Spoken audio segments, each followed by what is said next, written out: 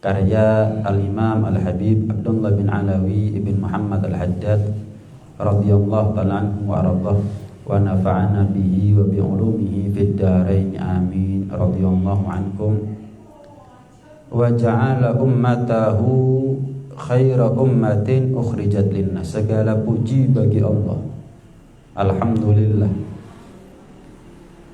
ketika Allah menjadikan kita umat Rasulullah sallallahu alaihi wasallam adalah sebaik-baiknya umat yang Allah ciptakan untuk segenap manusia. Tidak ada umat terbaik kecuali kita. Tapi perlu kita tahu bahwa kita ini menjadi umat terbaik karena siapa? Bukan hanya semata-mata karena Allah, tapi kita menjadi umat terbaik berkat Nabi Muhammad sallallahu alaihi wasallam. Allah berfirman, kuntum khaira ummatin ukhrijat linnas. Kita ini adalah umat yang terbaik. Dalam qasidah Burdah dikatakan bi akramir rusli kunna akramal umami. Kita ini menjadi umat terbaik ya karena nabi kita nabi terbaik. Tidak ada sesuatu yang memiliki hubungan kaitan kepada Rasulullah kecuali sesuatu itu selalu menjadi yang terbaik. Makhluk yang terbaik Nabi Muhammad, umat yang terbaik umat Nabi Muhammad, kitab suci yang paling mulia Al-Quran, kitab sucinya Nabi Muhammad ya. Kemudian syariat yang paling sempurna syariatnya Nabi Muhammad.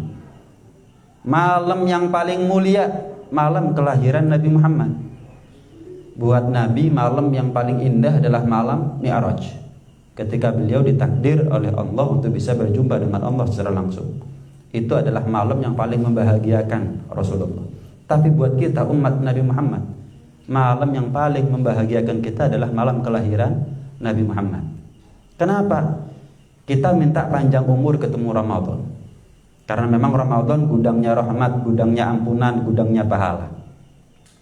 Ibadah sunnah dikasih pahala wajib, ibadah wajib dilipat gandakan 70 kali lipat. Kita minta kepada Allah panjang umur ketemu Ramadan. Nah kira-kira apakah mungkin ada Ramadan dengan segala kemuliaannya kalau nggak ada malam lahirnya Nabi Muhammad? Apakah mungkin kita ini akan mendapatkan keberkahan malam Lailatul Qadar kalau bukan diawali oleh malam kelahiran Nabi Muhammad? Ramadan dengan kekhususannya, Lailatul Qadar dengan kemuliaannya, Isra dan Mi'raj dengan keistimewaannya, itu semuanya karena sebab malam kelahiran Nabi Muhammad SAW. Nggak akan ada Al-Quran kecuali turun kepada Nabi Muhammad. Lah kalau nggak lahir Nabi Muhammad, dari mana Al-Quran? Itu gambaran. Begitu juga dengan Ramadan, Lailatul Qadar, Isra dan Mi'raj dan seterusnya. Segala sesuatu yang memiliki hubungan dengan Rasulullah selalu menjadi yang paling mulia. Termasuk kita, umur paling pendek, ibadah paling dikit. Umatnya Nabi Musa itu ibadahnya 50 waktu, kita cuma 5 waktu. Umur paling pendek, ibadah paling dikit, fisik paling lemah, iman paling akhir, tapi ganjaran paling gede, mlebu surga paling dhisik. Kita sholat 5 waktu, tapi pahalanya seperti umatnya Nabi Musa sholatnya 50 waktu. Kita umur nggak mungkin sampai ribuan tahun, tapi berkat Lailatul Qadar kita bisa mendapatkan pahala seperti orang yang hidup ribuan tahun. Malam Lailatul Qadar itu kan lebih baik daripada 1000 bulan. Berapa lama 1000 bulan? 83 tahun. Lah kalau kita ini 15 kali aja pernah ngalami Lailatul Qadar, berarti kan 83 tahun dikali 15 kan 1000 tahun lebih itu. Umur jelas nggak mungkin 1000 tahun. Tapi 15 kali aja dalam seumur hidup kita ngalami Lailatul Qadar. Umurnya kita seperti orang yang non-stop 24 jam dikali 365 hari selama 1000 tahun lebih ibadah. Umur nggak sampai, tapi pahalanya nyampe. Ini semuanya kita peroleh dari Allah, kita dapatkan dari Allah karena Nabi Muhammad SAW. Bi akramir rusuli kunna akramal umami. Kita menjadi umat terbaik karena Nabi kita adalah Nabi terbaik. Hanya saja Kita harus tahu, ya kita ini ngaku sebagai umatnya Nabi Muhammad. Tentu harapan kita diakui sebagai umatnya, kan begitu. Kalau ngaku-ngaku tok ya gampang, semua orang juga bisa ngaku. Tapi gimana caranya kita ini juga diakui sebagai umat Nabi Muhammad. Ngaku punya SIM, apa buktinya kalau punya SIM? Itu tunjukkan SIM-nya, kan begitu. Sama, kita ngaku umat Nabi Muhammad. Ketika ditanya bukti, bisa nggak kita buktikan? Apa sifatnya umat Nabi Muhammad yang harus kita perjuangkan agar nanti di akhirat kita berhak, pantas, patut, layak untuk mendapatkan syafaatnya Nabi Muhammad? Ada macam-macam. Di antaranya apa? Yu'minuna billah wal yaumil akhir. Umat Nabi Muhammad adalah umat yang iman kepada Allah, menuhankan Allah. Apapun asal membuat Allah ridho, kita lakukan. Apapun yang membuat Allah marah, kita nggak lakukan. Tidak menuhankan manusia, tidak menuhankan atasan, tidak menuhankan rupiah. Kadang-kadang orang zaman sekarang disuruh nggak sholat sama bosnya nggak sholat. Ini kan menuhankan manusia, menuhankan rupiah, menuhankan makhluk. Jangan sholat. Kalau kamu sholat saya pecat, nggak sholat. Kadang-kadang kalau sudah di hari Natal misalkan pakai seragam sinterklas, nggak pakai saya pecat, pakai. Yu'minuna billah, ngaku sebagai umat Nabi Muhammad. Tapi apakah kita diakui sebagai umatnya? Harus kita perjuangkan. Gimana caranya kita di akhirat diakui sebagai umatnya, dipanggil, dapat syafaatnya beliau. Caranya gimana? Iman kepada Allah Subhanahu wa ta'ala. Apapun yang membuat Allah ridho, saya lakukan. Apapun resikonya, apapun yang membuat Allah marah, tidak akan saya lakukan. Lepas jilbabnya kalau kepingin naik pangkat. Kalau nggak lepas jilbab nggak naik pangkat, nggak bisa promosi, nggak dapat tambahan upah misalnya. Enggak. Kenapa? Tuhan saya Allah, bukan kamu. Yang nanggung rezekinya saya, hidupnya saya, semuanya Allah, bukan kamu. Saya nggak kerja sama kamu, saya bisa hidup selagi saya punya rezeki. Yu'minuna billah wal yaumil akhir. Iman kepada hari akhir. Kita ini ngaku iman sama hari akhir, tapi kita nggak takut sama hari akhir. Iman kita, cuman nggak takut kita ini. Nggak takut. Buktinya apa? Kemaksiatannya kita. Sayyidina Utsman bin Affan itu kalau diceritain Nabi neraka nggak nangis, tapi kalau melihat ada mayit digotong nangis, lewat kuburan nangis. Ditanya, Utsman, kamu ini kalau diceritain Nabi neraka dengan segala siksanya, tegar, kuat, nggak nangis, tapi kamu jadi cengeng kalau lewat kuburan, melihat sahabat digotong jenazahnya, cengeng, kamu nangis. Jawab Sayyidina Utsman bin Affan, lah kalau neraka kapan?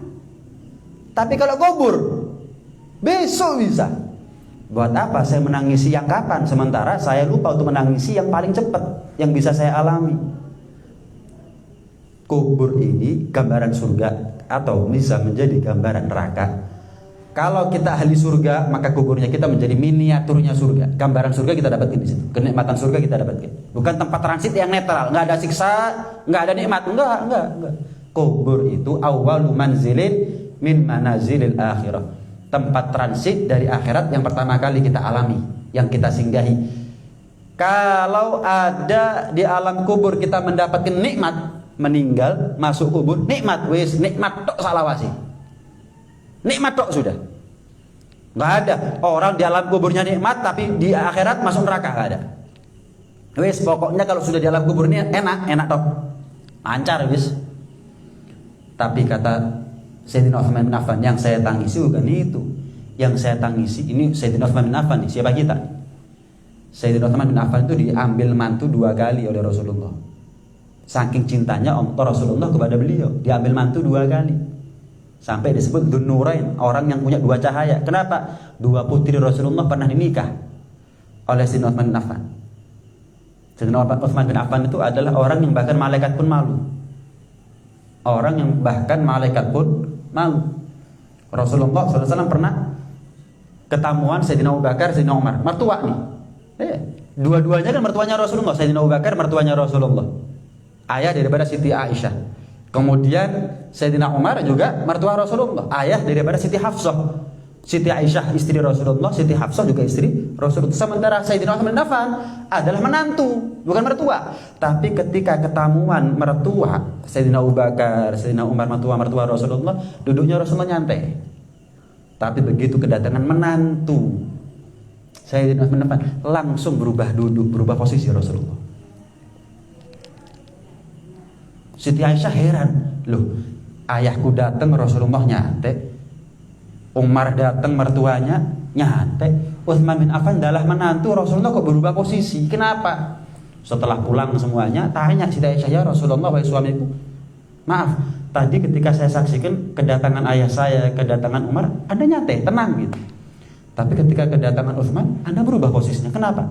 Dijawab oleh Rasulullah, apakah tidak patut bagiku untuk malu kepada orang yang bahkan malaikat pun malu sama dia?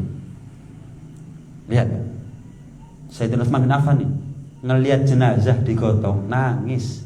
Orang zaman sekarang ngakunya iman sama hari akhir, ngelihat jenazah digotong rebutan receh. Ini penting nih untuk disampaikan. Adat itu ada yang perlu dipertahankan, ada adat yang tidak perlu dipertahankan. Orang sekarang, Sayyidina Utsman ini ngelihat jenazah, ngelihat kuburan, nangis. Orang sekarang cekakaan, kayak dia itu punya orang dalam gitu, kayak dia yakin masuk surga, kayak dia tuh kenal sama Israel, gampang urusani, kayak Israel itu bisa disogok. Ya, siapa yang lebih pantas cengeng kalau ngelihat jenazah lewat kuburan, kita atau Sayyidina Utsman bin Affan? Menantu Rasulullah diambil 2 kali, tetap takut. Kita nggak pernah takut. Nih umatnya Nabi ini, kalau Sayyidina Utsman bin Affan umatnya Nabi, umat yang diakui sebagai umatnya oleh Nabi. Nah, kalau kita ini ngaku-ngaku umatnya Nabi. Nah, karena itu mumpung kita punya waktu, kesempatan, diperbaiki. Ngaku iman kepada Allah, tenan. Ngaku iman sama hari akhir, coba koreksi diri. Apakah betul tingkah lakunya kita ini gambaran cerminan daripada orang yang betul-betul iman kepada Allah, iman kepada hari akhir? Kemudian apa? Wa ya'muruna bil ma'ruf wa yanhauna 'anil munkar. Sifat umatnya Nabi Muhammad itu adalah amar ma'ruf nahi munkar. Suami ngelihat istrinya buka aurat, suruh nutup aurat, itu amar ma'ruf nahi munkar. Jangan kita ini bicara amar ma'ruf nahi munkar dengan makna yang atau konteks yang luas dulu dah. Buat orang seperti kita ini amar ma'ruf nahi munkar kepada keluarga aja dulu. Kita nggak ditanya dosanya orang lain, tapi kalau dosanya keluarga, anak istri, nah kita ditanya. Kita ditanya. Mending kita selamatin orang yang nasibnya kita tergantung mereka. Anak istri kita kalau neraka, tempatnya mereka, naudzubillah, kita pun juga masuk neraka. Tapi kalau orang lain masuk surga, masuk neraka, belum tentu kita masuk surga, masuk neraka. Tapi anak istri, penentu kita. Sebagaimana orang tua itu menjadi surga nerakanya anak, sama anak surga nerakanya dia tergantung orang tuanya. Kalau anaknya masuk surga, insya Allah orang tuanya masuk surga. Kalau orang tuanya masuk surga, insya Allah anaknya masuk surga. Sebagaimana orang tua itu surga nerakanya anak, anak itu bagi orang tuanya juga surga nerakanya dia. Surga nerakanya orang tua. Kalau dia berhasil didik, ya surga. Kalau dia gagal, dia telantarkan pendidikannya, ya masuk neraka. Kalau anak bakti sama orang tua, surga. Tapi kalau anak durhaka sama orang tua, neraka. Orang tua bagi anak, surga nerakanya anak. Anak bagi orang tua, surga nerakanya orang tua. Suami istri juga begitu. Jadikan keluarga itu sebagai ladang dakwah, maka otomatis keluarga kita menjadi lumbung pahala. Ladang. Jadikan keluarganya kita itu ladang dakwah, otomatis mereka insya Allah akan menjadi lumbung pahala buat kita. Panen terus, walaupun sudah meninggal gitu, panen. Kenapa? Ajaran kita, didikan kita, mereka amalkan dan mereka tularkan kepada keturunannya terus begitu sampai kiamat. Nah, orang sekarang kadang-kadang, anak umur 7 tahun diajak ke masjid, bagus sebetulnya. Cuman sayangnya kapan wajib umur 17 nggak diajak lagi ke masjid, itu kan aneh. Kapan nggak wajib diajak, kapan wajib malah nggak diajak, itu kan aneh ini namanya. Bukan saya ngomong umur 7 tahun diajak ke masjid nggak bagus, bagus kalau dipertahankan, telaten setiap hari tetap mengajak sampai dia wajib sholat. Nah, begitu seharusnya. Anak ketika masih kecil, dibelajari pakai kerudung. Kapan sudah dewasa dibuka kerudungnya. Kadang-kadang anak ketika di madrasah, ketika kecilnya nyantri, yang perempuan misalkan ya, wah bacaannya enak. Kalau ada acara di pesantrennya, di madrasahnya dia tampil sebagai qori. Gede-gedenya jadi biduan. Orang tuanya ridho itu. Kenapa? Sepenting duit. Nah ini kan namanya orang tua jual anaknya itu namanya. Walaupun nggak secara langsung. Kan ada artis yang dulunya qari'ah. Kalau ada acara di pesantren, dia yang baca Al-Quran. Kena duit, popularitas. Tek. Orang tuanya ridho tadi. Orang tuanya ridho, ngizini. Lepas jilbabnya, lepas nak. Dengan alasan apa? Mengangkat nilai hidupnya orang tua. Lah nilai akhiratnya di mana? Ini kan ngedol anak ini namanya. Ini kan jual anaknya. Hati-hati, hati-hati. Tugasnya orang tua itu adalah didik keluarganya. Kalau gagal, neraka loh. Hati-hati. Banyak orang tua zaman sekarang begitu.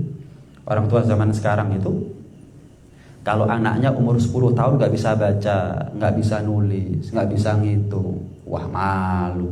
Tapi anaknya kalau umur 10 tahun gak bisa ngaji, gak bisa sholat, gak bisa wudhu, gak bisa baca Fatihah, apa malu? Padahal anak itu kalau sudah umur 7 tahun wajib bagi orang tua ngajari dia sholat. Wajib gitu. Anak umur 7 tahun belum wajib sholat, tapi orang tuanya wajib ngajari dia sholat sehari 5 kali. Jadi kalau orang tuanya sholat subuh, nak sholat subuh nak, orang sholat duhur, nak sholat duhur, ngiling no terus. Baru umur 7 tahun. Lah gimana caranya dia bisa sholat kalau dia nggak bisa baca Fatihah? Kalau dia nggak bisa ngaji. Anak umur 10 tahun nggak bisa baca, nggak bisa nulis, nggak bisa ngitung, malu. Anaknya kalau nggak bisa ngaji, nggak bisa baca Fatihah, nggak bisa wudhu, nggak bisa sholat. Padahal sudah umur 10 tahun. Mulai umur jangan 10 tahun, 7 tahun sudah wajib orang tuanya. Ini syariat. Ini syariat nih. Lihat. Kenapa? Karena orang sekarang nggak ada amar ma'ruf nahi mungkar. Nggak usah luas-luas, nggak usah mikir yang macam-macam. Keluarga aja dulu. Amar ma'ruf nahi mungkarnya kita mana? Amar ma'ruf nahi mungkarnya kita mana? Kadang-kadang anak mau daftar PNS, anak mau daftar TNI, Polri, tapi harus nyogok. Dibelani wong tuane. Ini kan ngajari anaknya maling. Dari mana nyogok kemudian? Kalau sudah salah langkah ketika prosesnya, bagaimana anaknya kita bisa jujur? Seharusnya kita ngarahkan anak dalam pekerjaan, bukan gaji ini biro. Nah, saya mau tanya, pekerjaan yang bakal kamu terima itu resiko nggak buat akhiratnya kamu? Resiko kayak kon, resiko kayak aku nak. Resiko pak, misalnya contoh ya, jadi PNS misalnya, jujur itu berat. Jujur di lingkungan tertentu ya, PNS, TNI, kalau jujur ini bicara kenyataan rahasia umum dah. Rahasia umum, jujur. Satu di antara dua, dijebak dia yang jadi korban atau dia terbawa arus. Oh, ojo. Masih gajimu benulan 1 miliar, ojo.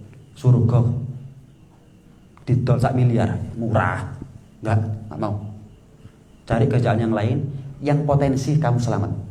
Kamu jujur di situ, nggak ada masalah, nggak ada dimusuhi wong. Contoh, orang tua zaman sekarang, Pak, saya mau daftar PNS, Pak, mau daftar tentara, mau daftar polisi, tapi harus bayar, Pak. Oh, tenang, tak bayari. Loh, ya apa sih? Ya apa? Loh, saya mau tanya, ini halal apa haram? Loh, lah ke orang tuanya dengan bangganya, oh tenang, piro, tang polo, 50, 100. Ya Allah, ngajari apa ini? Ngajari apa? Ngajari maling akhirnya. Ngarahkan anak cari rezeki yang halal nak, yang kira-kira kalau kamu itu baik di situ nggak akan musuni. Lek kau nabi jadi musuni wong, saya khawatir kamu dijebak atau kamu terbawa arus. Kalah hatinya kamu, dikeroyok wong sama nakene, kalah mungkin. Sojo wis golek sing aman-aman ae. Memangnya kalau nggak dikerja di situ kamu mati dah. Rezekinya kamu di tangannya Allah. Ini loh gambar. Ini orang tua seperti ini kalau mati dikenang sama anaknya. Untung aku di wong tua kayak ngono. Gak sampai kejebak, gak sampai macem-macem, gak sampai salah langkah dan seterusnya. Untung ini orang tua yang langka ini. Orang tua bandani halal haram gak ngurus ya banyak. Tapi orang tua bandani dalam urusan pendidikan ini yang langka. Nah, jadilah orang tua yang langka, jangan jadi orang tua yang umum. Amar ma'ruf nahi mungkar. Orang tua zaman sekarang jarang amar ma'ruf nahi mungkar. Bah bojone buka aurat, nutup aurat, bah anaknya sholat nggak sholat, tapi kalau sekolah, wah keras. Urusan agama kurang lebih ya keliru. Pernah ada satu orang curhat sama saya, gimana Bib, anak saya ini Bib, waduh angel kan anaknya Bib, Saya tanya, sudah pernah dikeras belum? Pak, anak itu umur 7 tahun, umur 10 tahun. Kalau nggak mau sholat, disuruh sholat nggak mau, boleh dipukul. Bukan pukul yang ngawur ya, bukan diajar. Pukulan menimbulkan efek jerah, dan itu nggak boleh di muka, nggak boleh pukulan yang menyakitkan, melukai, atau di tempat-tempat anggota tubuh yang bisa mematikan. Nggak boleh. Cuma umur 10 tahun kok, nggak usah dipukul juga nggak apa-apa. Kamu nggak sholat, HP tak tarik misalnya. Kamu nggak sholat, nggak boleh keluar rumah misalnya. Kamu nggak sholat, nggak boleh main PS misalnya. Mari, nggak harus. Saya mau tanya, anaknya jenengan umurnya berapa? Sekian belas tahun, Beb. Sudah pernah dimarahin ente-entean? Waduh, Beb, anak saya ini, Beb. Iya, anak zaman sekarang kalau dimarahi, Beb, minggat, Beb. Saya mau tanya, Pak. Saya mau tanya. Ini orang tua zaman sekarang. Kira-kira kalau anaknya jenengan nggak naik sekolah, nuwakal deh sekolah, jenengan amuk kok gak? Tak amuk, Beb. Lah yuk, kok gak wedi anak minggat? Urusan syariat, urusan sholat, wedi anak minggat gak gelem amuk. Anak yang kita kasihani di dunia nggak saken sama kita nanti di akhirat. Saken di sarno. Nanti di akhirat nggak saken sama kita. Hati-hati.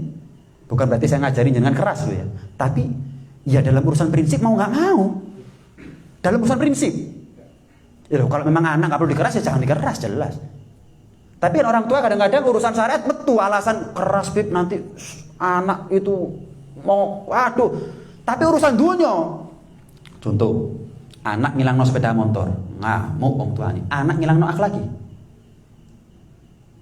Orang tuanya ngasih bondo, ini HP-nya, ini WiFi-nya, ini pulsanya. Nonton porno kek, atau dia buka auratnya kek, nggak ngurus, nggak tahu. Orang tuanya ngasih bondo. Loh, ini kan kenyataan, realita. Bukan saya ngajari keras, tapi ada kalanya itu dibutuhkan. Permasalahannya orang zaman sekarang urusan dunia keras, urusan akhirat Bib seakan. Nanti di akhirat nggak seakan sama kita loh. Hati-hati loh. Ada tak yang salah sama syariat ini? Kalau umur 10 tahun aja boleh dipukul gara-gara nggak mau sholat, apalagi belasan tahun, puluhan tahun. Tentunya dengan pukulan, bukan pukulan yang ngawur itu tadi sudah. Syariat ngajari bukan ngajari ngawur, tapi boleh. Itu gambaran. Paham ya? Itu gambaran. Itu gambaran. Misalkan kita punya mobil, baru keluar dari dealer, kita parkir di depan rumah. Terus ada orang kagum sama mobilnya kita, bagus, mewah, mahal. Nggak diotek, diputeri toh, diliati begitu. Curiga nggak kita? Takut nggak kita? Wah, mumpung dorong, hilang orangnya langsung masuk garasi sudah. Maaf, anaknya kita digonceng anak uang, nggak curiga? Apakah mobil lebih mahal daripada kehormatan anaknya kita? Oh, anak saya, Beb, sudah tak nasihati, Beb, jangan sampai ngawur, jangan sampai bikin malu namanya keluarga. Maaf Pak, Bu, maaf. Anaknya orang yang kecolongan itu juga dikasih nasihat sama orang tuanya. Ojo ngawur, ojo sampai gak izin, yo tetep mendolmuri kecolongan. Nggak ada yang maaf sampai menikah, kecelakaan sebelum menikah itu orang tuanya ngomong, "Mek, gandengan tangan doa." Kan nggak mungkin orang tuanya ngomong seperti itu. Ojo lo, ojo ngawur. Iya, kita ini orang Islam, kita ini punya adat ketimuran, yo pacaran yo gak apa-apa, tapi ojo sampai ngene, ojo sampai ngono. Dulu orang tuanya ngajarin begitu, ya jebol. Lah kok kita melakukan apa yang mereka lakukan tapi hasilnya mau beda, ya podo akhirnya. Sekarang mobil aja gak diudik, kita waspada, anaknya kita digonceng, dipegang, gak curiga. Ya apa ini? Cara berpikir mana nih? Kenapa? Orang tua zaman sekarang sudah langkahin dakwah sama orang keluarganya. Ini pentingnya kita ngaji. Ini pentingnya kita ngaji. Oh iya ya, saya selama ini mungkin sudah banyak beling. Seharusnya yang saya utamakan adalah akhiratnya anak, pendidikannya anak, agamanya anak. Enggak. Yang saya bingungkan adalah tentang dunianya anak, kerjaannya anak, nilai matematikanya. Kita kepingin anak soleh solehah. Apa gara-gara matematika? Boleh kita ini berharap anak kita sukses dalam urusan dunia, tapi lebih prioritas adalah sukses mereka dalam urusan akhirat. Ini yang disepelekan orang zaman sekarang. Kadung wakal baru rehab, baru mondok. Daripada ngamuk tapi kasep, mending ngamuk sebelum kasep. Gitu loh. Anak kita pacaran, amuk, mumpung dorong, kadung gak izin jenenge keluarga baru ngamuk kasep. Orang sekarang banyak ngamuknya kadung kasep. Masalahnya begitu, kadung nuwakal anaknya, salah pergaulan, ngamuk. Tapi ketika dulunya seakan kasep, sekarang ngamuknya sudah, kadung gak izin. Mau apa? Ini orang tua zaman sekarang gitu sekarang. Enggak begitu. Silahkan tegas, silahkan dalam urusan prinsip tegas. Dalam urusan dunia kurang lebih. Ada orang itu dapat telepon dari anaknya, Pak, saya kecelakaan. Kamu gimana keadaannya? Alhamdulillah selamat. Wis gak apa-apa. Mobil bisa dicari, kendaraan bisa dicari. Sementing awakmu selamat. Wis, gampang. Di mana ini dan itu. Anak seperti terbuka sama orang tuanya akhirnya. Tapi anak kalau, Pak, saya kecelakaan. Sepeda motor ya apa? Rusak, Pak. Waduh. Dia kalau punya masalah nggak mungkin curhat sama orang tuanya. Dalam sepeda motor tok senentek. Anaknya selamat pada. Motori. Dorong lunas. Genaon. Kak. Waduh, entek. Anak kalau punya masalah lebih hebat daripada itu, gak bakal cerita nang wong tuane, minggat. Seharusnya kan gak begitu. Urusan dunia. Orang anaknya nggak sholat, gak tahu ditakoi. Anak bolos sekolah ngamuk, anak bolos sholat nggak ngamuk wong tuane. Kan aneh.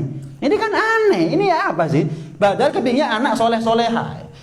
Antara keinginan sama usaha nggak gaduh. Antara keinginan sama upayanya nggak gaduh. Maunya kemana, lewatnya mana, nggak ketemu. Karena itu jangan sampai kita sebagai orang tua nih, yang ngaji nih, yang belajar ini, nilainya sama dengan orang tua yang nggak pernah belajar ilmu agama. Yang rugi itu bukan yang nggak hadir, tapi yang rugi adalah yang hadir tapi tingkah lakunya, cara berpikirnya, cara mengambil keputusannya dalam hal nomor satu pun di akhirat sama seperti mereka yang nggak hadir pengajian. Ya rugi, yang rugi kita, Pak. Kalau kita hadir pengajian tapi cara berpikirnya sama dengan yang hadir pengajian. Bukan mereka yang rugi, kita yang rugi. Tahu tapi nggak dilakoni. Kalau mereka mungkin nggak tahu, nggak terbuka cara berpikirnya, nggak terbuka. Tapi sekarang dari yang nggak tahu jadi tahu gitu, dari yang tertutup jadi terbuka, dari yang merem jadi melek. Oh, iya ya. Nah kalau mereka belum. Nah kalau cara berpikirnya kita yang sudah terbuka tapi cara berpikirnya sama seperti orang yang tertutup, yang kita melek sama seperti yang merem, ya bodoh, ya sama aja bohong kita. Itu namanya kita rugi, merugikan dirinya kita sendiri. Naam. Wa ya'muruna bil ma'ruf wa yanhauna 'anil munkar. Wa yata'awanuna 'alal birri wat taqwa wa la yata'awanuna 'alal itsmi wal 'udwan. Termasuk di antara sifatnya umat Nabi Muhammad yang harus kita upayakan agar kita diakui sebagai umatnya beliau adalah saling membantu, tolong menolong dalam kebaikan dan ketakwaan. Tidak saling tolong menolong, saling membantu dalam dosa dan permusuhan. Ini ya, bangun masjid, ayo gotong royong misalkan. Bakti sosial, ayo gotong royong saling membantu. Apa yang bisa kita bantu? Apa yang bisa kita jadikan peran? Agama ini tanpa kita atau dengan kita pasti menang, pasti jaya. Tapi yang paling penting buat kita adalah ketika agama ini menang, apa perannya kita? Jangan sampai ketika agama ini suatu saat menang, kita nggak punya peran sama sekali, rugi. Tanpa kita agama ini menang, dengan kita agama ini juga menang. Berarti kan pilihan kita cuma satu, gimana caranya ketika agama ini menang jaya, saya ada andil di situ. Nah itu. Dengan cara apa? Ketika ada kebaikan, yang semangat, ada partisipasi di situ. Apapun, masih om indah boto. Sing penting saya kapan agama ini menang dicatat sama malaikat. Saya ada andil, ada peran di situ, ada jasa di situ. Itu modalnya kita itu. Itu modalnya kita. Jangan sampai seperti saya katakan di awal. Agama ini menang walaupun tanpa kita. Ketika agama ini menang memang kita nggak ada peran nih, ya rugi kita. Ya nggak diakui sebagai umatnya Nabi Muhammad kalau begitu. Apapun itu, apapun. Misalkan Mu'alaf Center ngadakan kegiatan baksos, jenengan semerap, entah dari broadcast atau mungkin dari selendingan, dari mulut ke mulut. Oh, saya bisa bantu. Berapa? 200.000. Kasih. Oh, saya bisa bantu tenaga. Hari apa? Tanggal sekian. Saya hadir. Misalnya. Apapun. Kenapa? Ketika agama ini menang entah setahun, 2 tahun, 10 tahun, 20 tahun, saya ada nama di situ. Sudah booking nama untuk masuk surga saat itu. Kita ini ketika ditakdir sama Allah untuk menjadi umat Nabi Muhammad, itu namanya separuh jalan menuju surga. Kalau seandainya Allah tidak berkenan kita menjadi ahli surga, Allah nggak takdir kita menjadi umat Nabi Muhammad. Ketika Allah pilih, Nabi Musa itu minta seperti kita, nggak dikasih. Nabi Musa ini, sekelas Nabi Musa, ulul azmi, Nabi yang diajak bicara langsung sama Allah, minta jadi umat Nabi Muhammad, nggak dikasih. Nabi Musa itu minta untuk menjadi umat Nabi Muhammad seperti kita ini, bolak-balik, bukan sekali minta terus ditolak, bolak-balik minta, bolak-balik ditolak. Kita nggak pernah minta dikasih. Nabi Musa itu mau di Zabur, mau di Injil, mau di Taurat, sifat-sifatnya Nabi Muhammad, sifat-sifatnya umatnya Nabi Muhammad rinci di situ. Sehingga nabi-nabi terdahulu dan umat-umatnya kenal siapa Nabi Muhammad dan kenal siapa kita sebagai umat Nabi Muhammad, sebagaimana bapak kenal anaknya. Singkat cerita, Nabi Musa itu ketika buka Taurat melihat sifat-sifat umat Nabi Muhammad kok mulia. Nabi Musa tanya, umat siapa nih ya Rob? Umat Muhammad. Ya Allah, jadikan aku bagian daripada mereka. Enggak. Buka lagi. Wah, hebat. Umat siapa ini ya Allah? Umatnya Muhammad. Jadikan aku sebagai umatnya mereka ya Allah. Enggak. Bolak-balik minta, enggak dikasih. Nabi Musa lo ini. Ya Allah. Langsung mendengar kalamnya Allah. Enggak. Bolak-balik minta. Lah kita enggak dikasih. Kita enggak pakai minta dikasih. Ini kan namanya nikmat yang khusus. Ada nikmat umum, rezeki, panjang umur, jodoh gitu. Ini umum ini umum. Yang iman, yang kafir dapat, yang taat, yang maksiat dapat. Nah, ahli surga, neraka dapat itu panjang umur, sehat walafiat, jodoh, keturunan semuanya dapat. Tapi ada nikmat yang khusus. Enggak Allah kasih kecuali pilihannya Allah. Bahkan Nabi Musa nggak dapat, kita dapat. Ya, Nabi Musa terpilih untuk menjadi nabi. Jelas Nabi lebih mulia daripada kita sebagai umat Nabi Muhammad. Tapi Nabi Musa minta seperti kita nggak dikasih, kita nggak pakai minta dikasih. Loh. Nabi Musa minta nggak dikasih, kita nggak minta dikasih. Ini kan betul-betul saringan, dipilih oleh Allah Subhanahu Wa Taala. Dari zamannya Nabi Adam sampai nanti kiamat, berapa triliun manusia pernah Allah ciptakan. Tapi cuman kita menjadi umatnya Nabi Muhammad. Maaf, bayangkan kalau kita dengan kualitas ibadah seperti ini, kocar kacir, iman amburadul, terus kita bukan umatnya Nabi Muhammad. Ya maaf, nggak ada jarak antara kita dengan neraka kecuali matinya kita. Kalau kita bukan umat Nabi Muhammad, untung. Kenapa kok untung? Satu, nggak jaluk, nggak minta dikasih. Yang kedua, untung. Kenapa? Ya Allah, kualitas iman seperti ini, kualitas ibadah seperti ini. Ya Allah, saking nggak selamat ternyata saya umat Nabi Muhammad. Satu-satunya Nabi yang punya hak negosiasi hanya Nabi Muhammad. Wis, ketika semua Nabi hanya bisa bilang nafsi, umat urusanku, hanya Rasulullah yang bilang ummati. Umatku ya Allah. Dan kita umatnya. Bayangkan dengan kualitas ibadah, iman seperti ini yang kocar kacir, amburadul, gak karu-karuan, kita masih punya orang dalam sekelas Rasulullah SAW. Asal kita berupaya seumur hidup untuk diakui sebagai umat Nabi Muhammad. Ketika Allah pilih kita menjadi umat Nabi Muhammad, separuh tiket masuk surga sudah di tangan. Separuhnya lagi tergantung bagaimana kita menjalani kehidupan.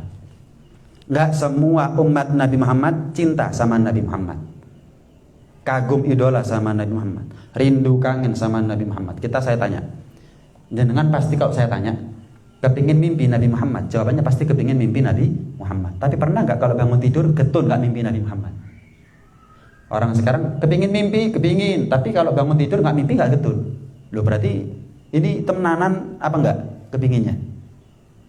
Nggak semua umat Nabi Muhammad cinta, rindu, kangen, kagum, idola sama Nabi Muhammad. Tapi kapan kita menjalani hidup ini adalah sebagai umat Nabi Muhammad yang cinta, yang kagum, idola, rindu, kangen sama Nabi Muhammad, tiket masuk surga full di tangan. Kita ini kalau misal hidup di zamannya Nabi Nuh, kita mungkin termasuk yang nggak selamat. Kenapa? Umatnya Nabi Nuh itu cuma 70 orang yang selamat. Bikin perahu besar, antara binatang sama manusia lebih banyak binatangnya. Manusia itu 70 orang. Terus imannya kita seperti ini tipisnya. Kira-kira kita kalau hidup di zamannya Nabi Nuh, yang selamat apa yang nggak selamat? Putranya aja nggak selamat. Kita hidup di zamannya Nabi Musa. Nabi Musa punya dua musuh, Fir'aun, kejem, Qarun, loman tapi orang disuruh sujud sama dia. Kira-kira iman kita yang tipis seperti ini, kita hidup di zamannya Nabi Musa, mungkin nggak punya mental untuk iman sama Nabi Musa, terpaksa iman sama Fir'aun. Kenapa? Wedi. Fir'aun itu kalau ada yang iman sama Nabi Musa, dipertontonkan di depan umum, dibelah tubuhnya 2 kali secara silang. Kemudian ngasih woro-woro, siapa yang iman sama Musa, ini resikonya. Terus imannya kita tipis seperti ini, wani kira-kira berani untuk iman sama Nabi Musa. Qarun iman sama Nabi Musa dapat apa? Iman sama Qarun soge. Iman kita tipis seperti ini. Mungkin kita milih iman sama Qarun seperti soge. Orang seperti kita ini 1.000 orang atau 1.000 payu kok. Apalagi Qarun. Kon iman sampai aku sujud sampai aku soge. Jaluk apa tak kayak memang Qarun itu kaya raya luar biasa. Tapi untuk umat terdahulu itu semuanya banyak yang nggak selamat daripada yang selamat, kecuali satu umat Nabi Muhammad, banyak yang selamat daripada yang nggak selamat. Apa buktinya? Saya mau tanya, penghuni surga paling banyak umatnya siapa? Banyak yang selamat daripada yang nggak selamat, dan kita nggak pakai minta dikasih. Nikmat khusus, nikmat spesial seperti ini Nabi Musa nggak dikasih, kita dikasih. Di mana ngereganinya kita? Di mana sikap kita untuk ngeregani nikmat seperti ini? Dikasih panjang umur syukur, sehat syukur, jodoh syukur, keturunan syukur. Menjadi umat Muhammad lupa. Lu hati-hati. Adakah nikmat yang lebih nikmat daripada nikmat menjadi umat Nabi Muhammad? Menjadi umatnya Nabi Muhammad nikmat di atas nikmat adalah kapan kita menjadi umat Nabi Muhammad yang cinta, yang kagum, idola, rindu, kangen sama Nabi Muhammad. Menjadi umat Nabi Muhammad beruntung. Nabi Musa nggak dikasih, kita dikasih. Nabi Musa minta nggak dikasih, kita nggak minta dikasih. Beruntung. Tapi beruntung di atas beruntung kapan kita menjadi umat Nabi Muhammad yang cinta, yang rindu, yang kangen, yang kagum, idola sama Nabi Muhammad. Tiket masuk surga separuh dari tangan ini. Tinggal sisa hidupnya kita ini untuk cinta, rindu, kangen, kagum, idola sama Nabi Muhammad atau tidak. Kalau enggak, ya berarti kita sudah sia-siakan. Kita sudah nggak ngeregani nikmat hebat, nikmat mahal seperti umat Nabi Muhammad sallallahu alaihi wasallam. Panjang sebetulnya tentang sifat-sifat umat Nabi Muhammad, insyaallah kita akan bahas di pertemuan yang akan datang. Mudah-mudahan dikasih panjang umur, sehat walafiat, dan ilmu kita menjadi ilmu yang manfaat, barokah, zahir batin dunia sampai di akhirat. Amin ya rabbal alamin. Mungkin ada yang mau tanya, monggo. Ya, monggo. Syarat untuk mimpi ketemu Rasulullah itu bagaimana caranya? Terima kasih. Syarat untuk mimpi sama Nabi itu cinta, bukan banyaknya sholawat. Sholawat itu kendaraan, tapi yang nyetir bisa enggak? Semua orang bisa sholawat, tapi tidak semua orang yang sholawat itu karena cinta. Karena cinta. Orang itu kalau cinta sama Nabi banyak sholawatannya, tapi orang yang banyak sholawat kadang-kadang cuma ngejar istiqomah, bukan karena cinta. Ulama banyak mengatakan syarat orang itu bisa mimpi Nabi adalah ta'alluq, ikatan batin, ikatan emosional sama Nabi, mahabbah, cinta, wasyauq, rindu. Kita bahas satu-satu, singkat aja. Orang itu kalau punya ikatan emosional, ikatan batin sama Nabi, gerak-geriknya dia buat persis sama Nabi. Contoh, tidurnya dia sama dengan cara tidurnya Nabi. Nabi itu kalau tidur gimana sih? Dia cari tahu. Kapan tahu? Diamalkan. Oh, Nabi itu kalau tidur wudu pakai siwak, ya, pakai siwak, kemudian ngadep kiblat. Baca doa bismillahirrahmanirrahim ahyi. Ada ikatan batin. Bukan cuma modal sholawat terus mari. Ya buktinya kita ini banyak sering sholawatan. Mimpi Nabi. Kenapa? Hati kita nggak ada ikatan dengan Rasulullah. Oh, Nabi itu kalau masuk masjid, oh kaki kanan dulu baca doanya begini. Kalau keluar, oh kaki kiri dulu baca. Wah, apapun Nabi gimana? Nabi gimana? Nabi gimana? Nabi. Ikatan batin, ikatan. Yang kedua, rindu. Kangen. Seperti sudah saya bahas. Kita pasti rindu kangen sama Nabi. Pertanyaannya, rindu temenan apa enggak? Gimana cara mengetahuinya? Kira-kira kalau kita tidur, bangun tidur enggak mimpi Nabi, getun enggak? Enggak. Berarti belum rindu temenan. Ya, rindu lah, cuman masih pengakuan. Rindu di mulut, belum rindu di hati. Orang kalau rindu di hati setiap bangun tidur, kalau nggak mimpi Nabi, aduh, kok nggak mimpi ya, po ya? Oh nggak, kepingin tapi nggak dapat, kan kepikiran seharusnya. Bertanya-tanya gitu, koreksi diri apa ya?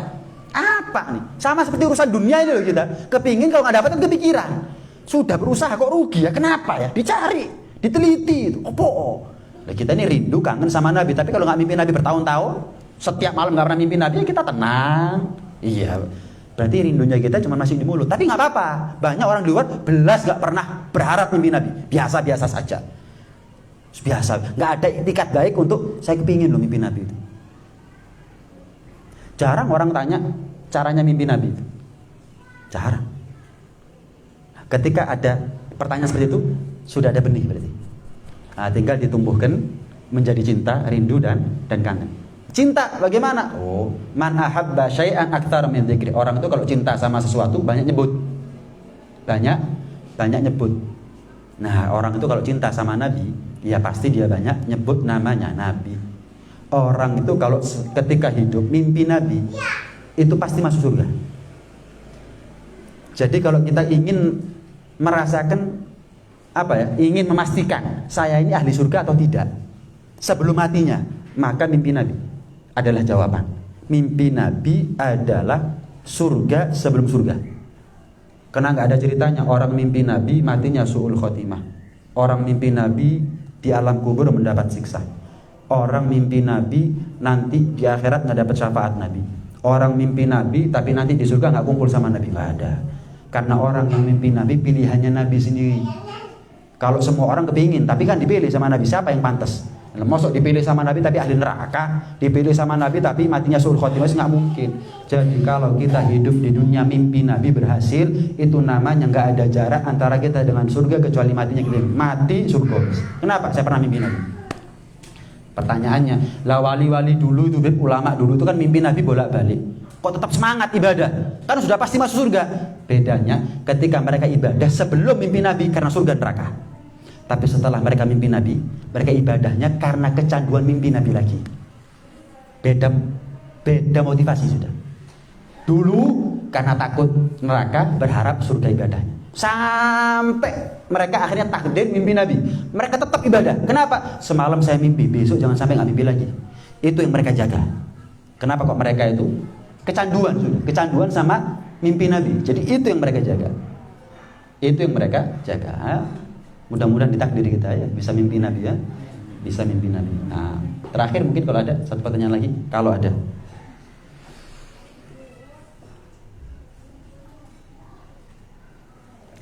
Mudah-mudahan jadi ilmu yang manfaat, ilmu yang barokah, zahir batin dunia akhirat buat kita semuanya. Mudah-mudahan kita diketemukan lagi oleh Allah Subhanahu wa taala dalam keadaan panjang umur, sehat walafiat, dalam keadaan taat kepada Allah, patuh, cinta, rindu, kangen, kagum dan idola kepada Nabi Muhammad sallallahu alaihi wasallam, dan mudah-mudahan kita meninggal dalam keadaan husnul khotimah, di akhirat mendapatkan syafaat Nabi, masuk surga duduk bersama Nabi sallallahu alaihi wasallam. Amin ya rabbal alamin. Rabbana anfa'na bima